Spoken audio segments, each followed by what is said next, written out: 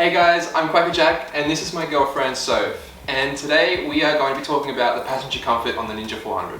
So we've been riding together on the bike for around 6 months now, and it's been a learning experience for both of us. I've never had a passenger on the bike before, and Sofe's never been on the back of a motorcycle before. But today we're going to share our thoughts on what we find it's like on the Ninja 400. So first thing to talk about is the seat comfort itself. I think the seat is actually quite small, but Sofe, how do you find it as the passenger? Yeah, the seat's pretty small, and also it's not padded very well. It's more like... It's pretty flat. It's pretty flat, yeah, and it's kind of just got like a layer of like pleather or leather or whatever it is. So there's not much like padding or cushioning for your butt, which in long rides can be pretty butt numbing. With that as well, do you find that you slide back and forward on the seat at all, or is it pretty planted? No, I would definitely slide to and from, especially when we're at like a stop and then you like take off. Like sometimes I'm like not prepared. Yeah, even because I feel you brace when we're taking off, and I can still feel you sliding a little bit back and forth.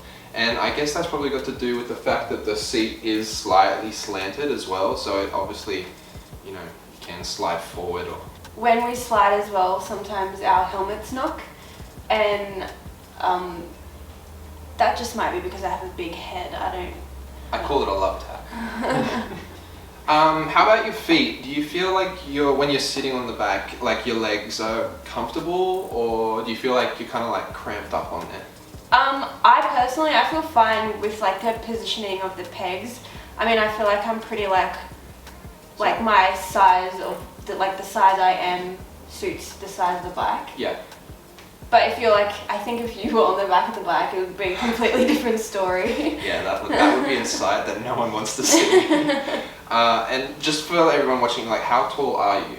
I'm like 170 centimeters. So 170 centimeters, and you fit pretty well on the back. Yeah. Cool. With that as well, what about getting on and off? Do you find it's a struggle to step up, or is it pretty easy? For me, it's pretty easy again. Like, I guess the main thing is just like the stability of it. You gotta, I guess, make sure your rider is like ready.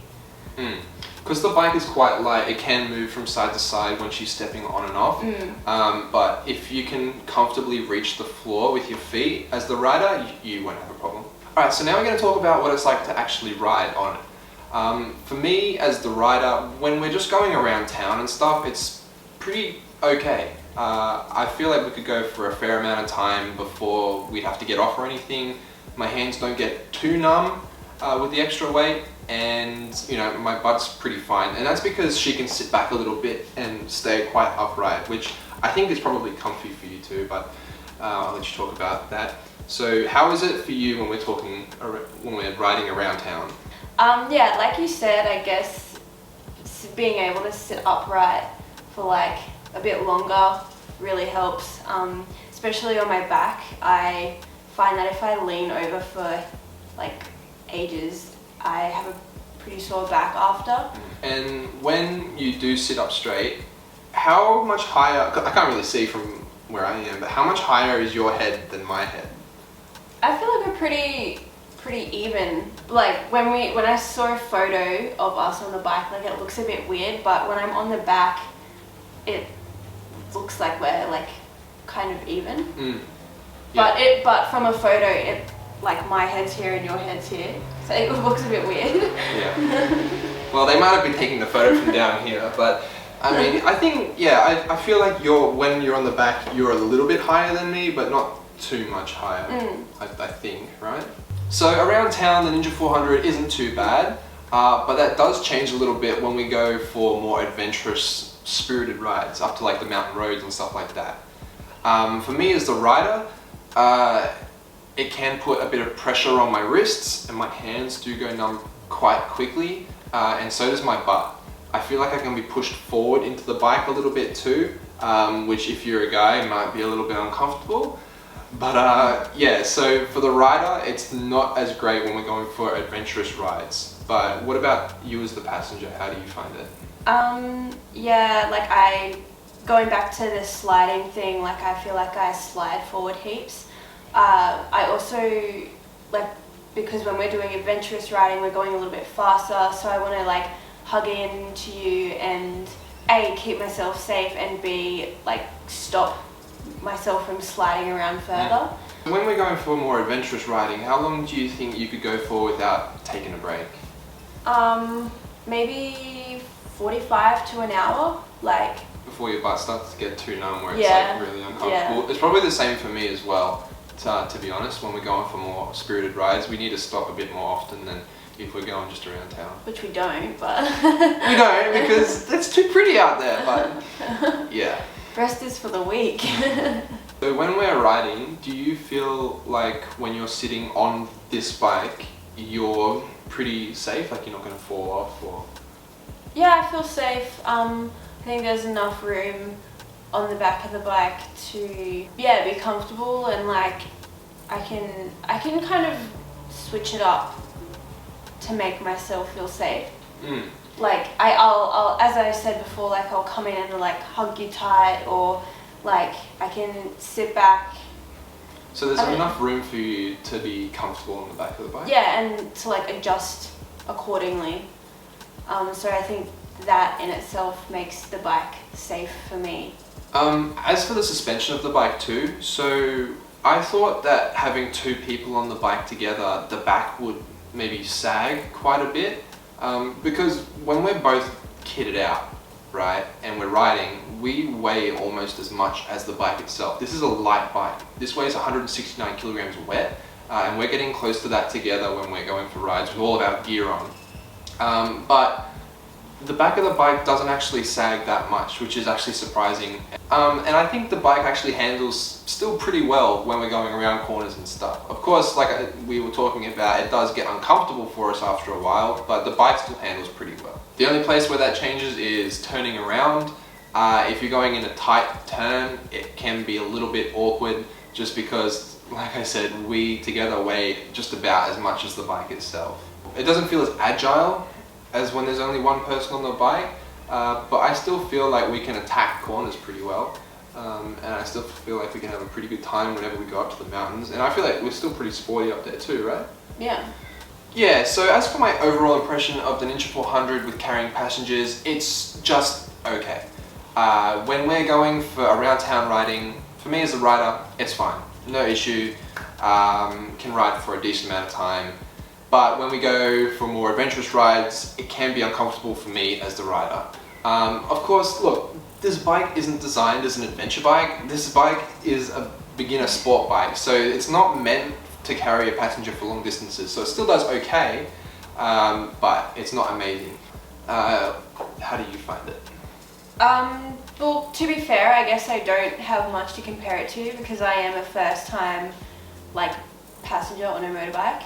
But like you said, it's okay. Around town, great, fine. For adventurous riding, it's okay, again. But I guess like I know what I'm getting myself into, and the landscape makes it worth it, so. Yeah, and that's another thing. So, you know, like I said, it isn't the most comfortable bike to take passengers on, but I think it's worth it because we get to go and have some really great times. We get to go to some really beautiful places too, especially here on the Gold Coast. We got some really, really beautiful roads, and it's really nice to be able to experience that with another person on the same bike. Yeah guys, thank you so much for watching. If you do get value from these videos, please leave a like and consider subscribing to join the motorcycle loving family. We are growing super quickly, and I appreciate every single one of you. We're looking to film some motovlogs coming up. We're looking to go for some adventures together, and bringing you guys along with us too. So really excited for that. So a big shout out to Sofe as well for joining along and giving her input in this video as well. I really do appreciate you coming along and joining us. It's been a pleasure. So yeah guys, thanks again for watching, and until next time, see you later.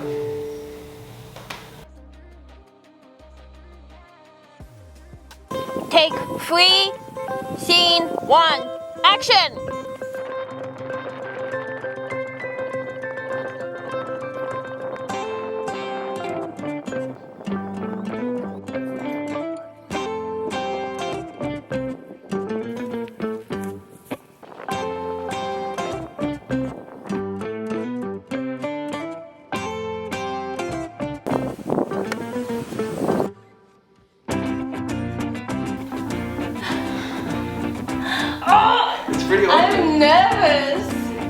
mounts it almost as well as she mounts me.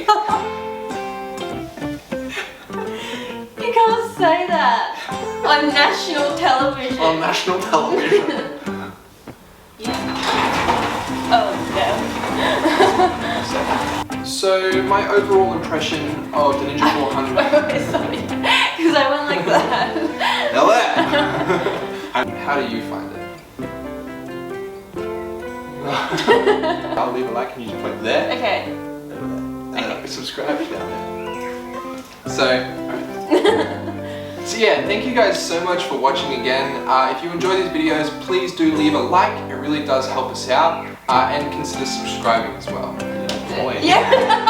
Sorry. I didn't know what my cue was.